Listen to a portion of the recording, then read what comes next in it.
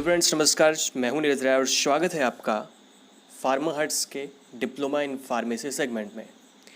आज के वीडियो में हम बात करने वाले हैं medicinal and toilet preparation act 1955 और एक्साइज ड्यूटी एक्ट 1955 के ऑफेंसेस एंड पेनल्टीज़ के बारे में।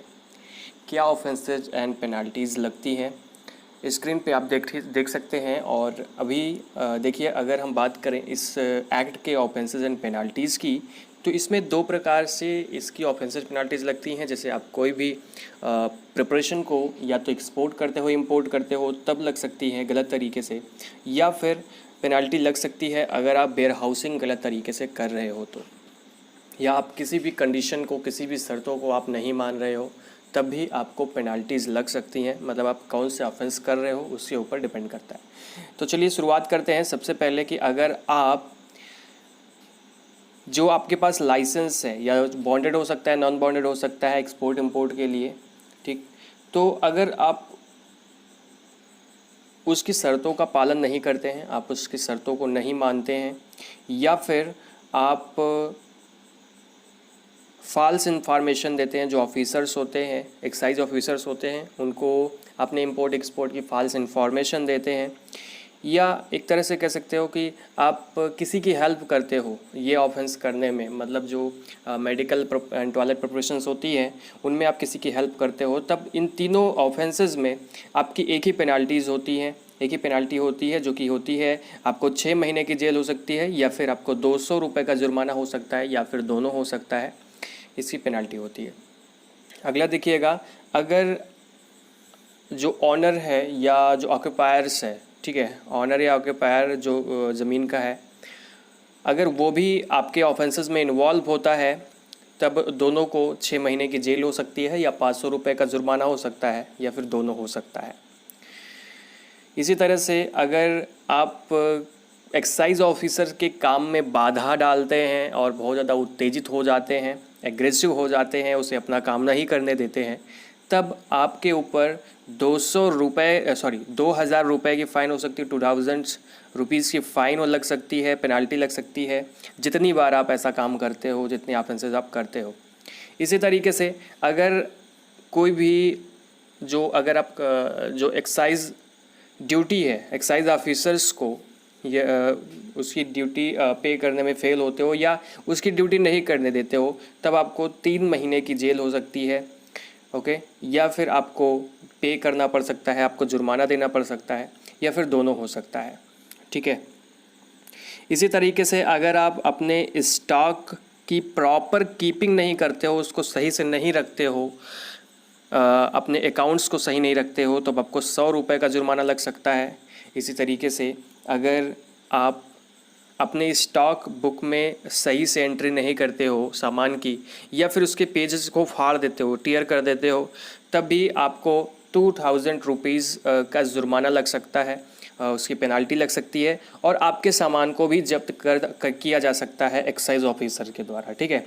इसी तरीके से अगर आप किसी भी ड्यूटेबल गुड्स को प्राइवेटली आप बिना प्रिस्क्रिप्शन के बेचते हो, फिर भी आपको 1000 रुपये का जुर्माना लग सकता है और आपके सामान को जब्त किया जा सकता है।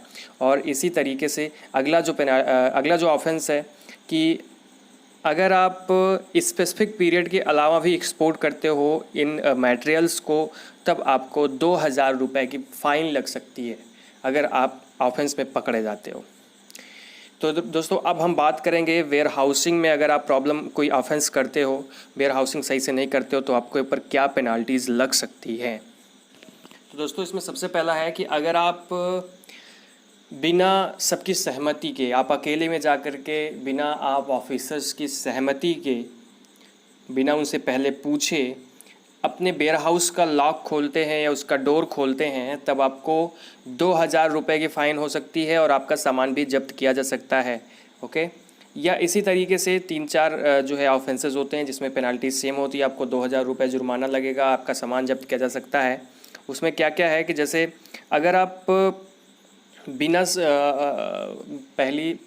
आप ऑफिसर्स के सहमति के अगर आप वेयर हाउस में कोई अल्ट्रेशन करते हो, कोई चेंज करते हो, ठीक है, तो वही जुर्माना लग सकता है आपको। या फिर आप किसी भी सामान को आप वेयर हाउस के किसी भी सामान को कोई भी रूल तोड़ करके हटाते हो या उसको चेंज करते हो, रिमूव करते हो, तब भी आपको वही जुर्माना लगता है। 2,000 रुपये आपका जुर्माना हो सकता है, या फिर आपके सारे सामान को जब्त किया जा सकता है एक्साइज ऑफिसर के द्वारा और आपको काम नहीं करने दिया जाएगा। ओके। इसी तरह से अगर आप प्राइवेटली कोई भी सामान रिमूव करते हो, कोई भी गुड्स अपने वेयर हाउस का रिमूव करते हो अकेले में जा कर के चोरी छुपे, और अगर ये ऑफेंस आपका पकड़ा जाता है ऑफेंस, तब भी आपको 2,000 रुपये का जुर्माना लग सकता है और आपके सारे गुड्स जो हैं उनको कॉन्फिस्केट किया जा सकता है। कहने का मतलब वो आपका जब्त किया जा सकता है। ठीक है। नेक्स्ट देखिएगा, अगर आप ऑफिसर्स को ऑब्स्ट्रक्ट करते हो और उसे गलत इन्फॉर्मेशन देते हो, तब आपको 500 रुपये की फ़ाइन लग सकती है। ठीक। और इसी तरह से अगर आप कोई भी फाल्स इन्फॉर्मेशन देते हो, जानबूझकर कोई भी फाल्स इन्फॉर्मेशन देते हो, बाद में आपको इस तरह से ऑफेंसेस करते हुए पकड़ा जाएगा, तब आपको 2 साल की जेल हो सकती है और आपकी 2,000 रुपये आपको जुर्माना देना पड़ सकता है, या फिर आपको दोनों हो सकता है। इसलिए जब भी आप ये सारा काम करें तो बहुत सोच समझ कर करें, बचा कर करें। ठीक है। मतलब ये नहीं कह रहा हूँ कि ऑफेंसेस आप क्रिएट करें, मतलब जो भी आप अगर इस इंडस्ट्री में काम कर रहे हैं तो आपको ऑनेस्टली का काम करना चाहिए। इसीलिए आपको या ऑफेंसेस और पेनल्टीज़ के बारे में पढ़ाया जाता है, जिससे आपको पता रहे और आप कोई ख़राब काम ना करें। अगर आप अपने एक्साइज ऑफिसर्स के आगे इन्फॉर्मेशन को डिस्क्लोज़ नहीं करते हो, तब भी आपको 1,000 रुपये की फ़ाइन लग सकती है।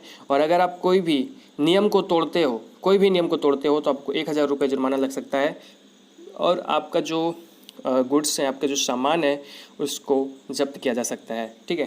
तो ये था दोस्तों offences and penalties of the medicinal and toilet preparation act और एक्साइज ड्यूटी एक्ट 1955 का। तो इसको आप तैयार ज़रूर कर लीजिएगा। बाकी इसके जो ज़्यादा कुछ क्वेश्चन पूछे जाते हैं, ऑफेंस एंड पेनल्टीज़ पूछी जाती है, या फिर इंपोर्ट एक्सपोर्ट के बारे में पूछा जाता है, या फिर लाइसेंस और फ़ी के बारे में पूछा जाता है, जिसका हमने पिछला वीडियो बना दिया है।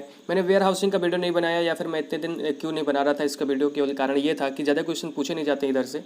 ठीक। तो कोई बहुत ज़्यादा ज़रूरी नहीं है, तो जितना भी आपको बताया गया है उतना आप ज़रूर पढ़ लीजिएगा और इसको ज़रूर पढ़ लीजिएगा, तो आपके लिए काम आएगा।